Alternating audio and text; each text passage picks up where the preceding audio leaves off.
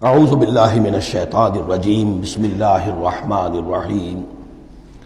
اب ہم پھر آ رہے ہیں مکی جنت میں داخل ہو رہے ہیں۔ یہاں سے اب آخری گروپ شروع ہو رہا ہے۔ آخری منزل تو سورہ قاف سے شروع ہوئی تھی، چھٹا گروپ مکی اور مدنی صورتوں کا یہاں ختم ہو گیا۔ 7 صورتیں، حسین ترین صورتیں قرآن کی، وہ پہلی 7 صورتیں تھیں، سورہ قاف، سورہ ذاریات، سورہ طور، سورہ نجم، سورہ قمر، سورہ رحمان، عروس القرآن، پھر سورہ واقعہ۔ پھر یہ 10 صورتیں آ گئیں، سورہ حدید، سورہ مجادلہ، سورہ حشر، سورہ ممتحنہ، سورہ صف، سورہ جمعہ، سورہ منافقون، سورہ تغابن، سورہ طلاق، سورہ تحریم۔ اب پھر یہ مکی قرآن مجید، یہ آخری گروپ ہے۔ اس میں بھی پہلی 6 صورتیں جو ہیں وہ 3 کے سب گروپس کی شکل میں ہیں۔ سورہ ملک بڑی، جیسے سورہ قاف وہاں تھی اسی مقام پر یہاں سورہ ملک ہے، بہت جامع اس کی تاثیر، اور یہ بہت حضور کو عزیز تھی۔ آپ کی کے معمولات میں سے تھا، رات کو سوتے ہوئے آپ سورہ ملک پڑھا کرتے تھے، اور اس کی آپ نے تلقین کی ہے۔ بسم اللہ الرحمن الرحیم، تبارک الذی بیدہ الملک وہو علی کل شیء قدیر۔ بڑی بابرکت ہے وہ ہستی جس کے ہاتھ میں ہے بادشاہی، راج اس کا ہے۔ یہ ہے دین کا سیاسی پہلو، پوری کائنات پر اس کا راج چل رہا ہے۔ دنیا میں بغاوت ہے، کیوں ہے؟ وہ اپنے ایمان کے دعوے داروں کا امتحان لینا چاہتا ہے، بس۔ ورنہ سورج، چاند، گیلیکسیز، پوری کائنات اور خود ہمارے جسم کا ایک ایک ذرہ اس کے قانون کا پابند ہے، تابع ہے۔ ہمارا جسم ہمارے اختیار میں کہاں ہے؟ میں تنگ آ جاتا ہوں، 2 دن ہوتے ہیں یہاں سے تو طبیعت خراب ہو جاتی ہے، جب تک کہ وقت لگتا ہے کینچی لے کر بیٹھتا ہوں۔ اگر میں چاہوں کہ یہاں بال نہ آئے، میرا جسم ہے، میرا تو اختیار نہیں، وہ تو آئیں گے۔ تو ہمارا جسم بھی جہاں تک اس کی فزیولوجی کا تعلق ہے، اس کی اناٹومی کا تعلق ہے، یہ سارا اللہ کے قانون کے تابع، میرے تابع تو نہیں۔ میں چاہوں میرا دل ذرا رک جائے، جب چاہوں میں اس کو سٹارٹ کر دوں تو یہ تو نہیں ہوگا، جب بند ہوگا بند ہو جائے گا، میرے اختیار میں نہیں ہے۔ لیکن یہ کہ جو ہماری اختیاری زندگی ہے اس میں ہم نے طے کر لیا ہے کہ اللہ کی نہیں مانیں گے، اپنی مانیں گے، اپنی مانیں گے، اپنی بیویوں کی مانیں گے، اور جو بھی نظام ہے اس کے ساتھ وفاداری کریں گے، چاکری کریں گے، ان کی ملازمت کریں گے، ان کے رتھوں کے اندر ہم بیل بن کر جتیں گے تاکہ ہمیں عیش ملے، دنیا کے اندر ہمارے لیے مقامات ہوں، ہماری عیش ہو، بس اللہ اللہ خیر صلی اللہ۔ تو یہ ہے اصل میں امتحان، ورنہ بادشاہی یہاں اب بھی اسی کی ہے۔ یہ صرف ہلدی کی گانٹھ ہے جسے لے کر ہم پنساری بن کر بیٹھ گئے، میری مرضی، میرا خیال، میرا نظریہ یہ ہے، اور ہمارے نزدیک جو ہے طریقتکم المثلی، ہمارے جو کلچر ہے، مثالی نظام جو ہم نے بنایا ہے، ہمیں اس کی حفاظت کرنی ہے۔ تبارک الذی بیدہ الملک وہو علی کل شیء قدیر، وہ ہر چیز پر قادر ہے۔ الذی خلق الموت والحیاۃ لیبلوکم ایکم احسن عملا۔ اب دیکھیے، ہم نے حیات انسانی کا جو اب تک سمجھا ہے، جس کو کہ عمر نے، جو کہ بہت بڑا شاعر ہے، اس نے اپنی بیوی سے خطاب کر کے کہا ہے، حیات ثم موت ثم بعث، حدیث و خرافات یا ام عمری۔ یہ کیا ہے؟ زندگی پھر موت پھر زندگی، پھر کیا یہ سب حدیث و خرافات، معاذ اللہ۔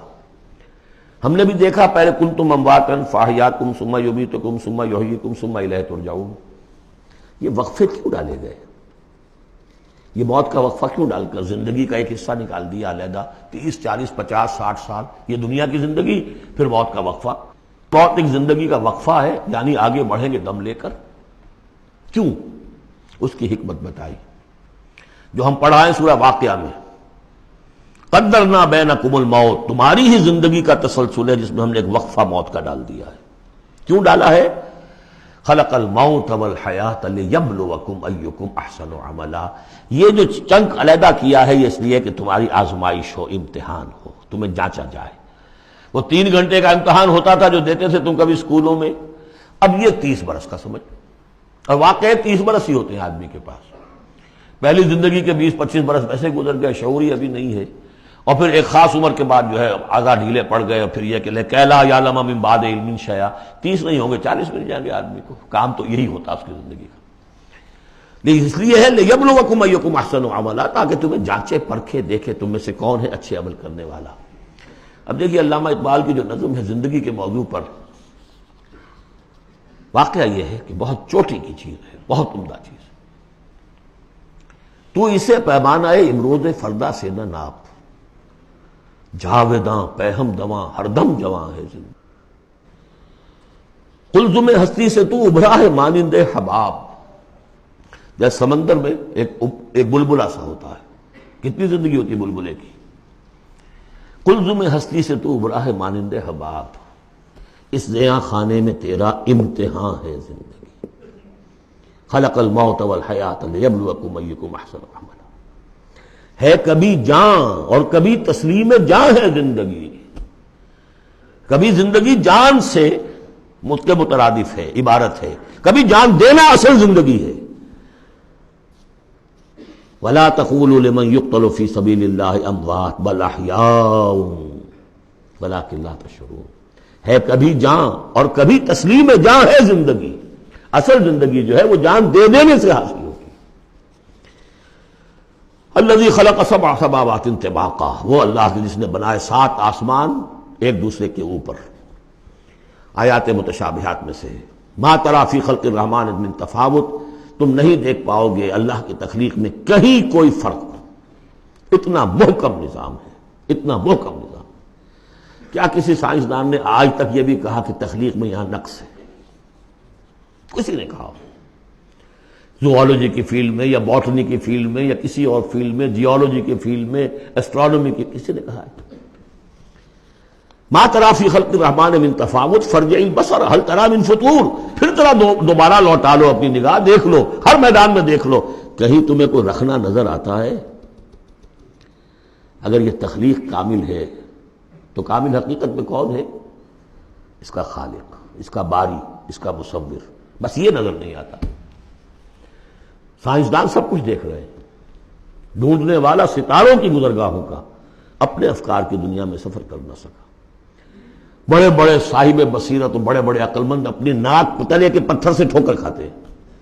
دیکھ رہے ہیں ٹیلیسکوپ سے، ٹھوکر کھا رہے ہیں وہاں جو سامنے پتھر پڑا ہوا ہے اس سے. یہ ہو رہا ہے آج ہمارے ساتھ. سپر جیل کا بسرا کر رہے ہیں، پھر لوٹاؤ ذرا اپنی نگاہ کو 2 مرتبہ اور.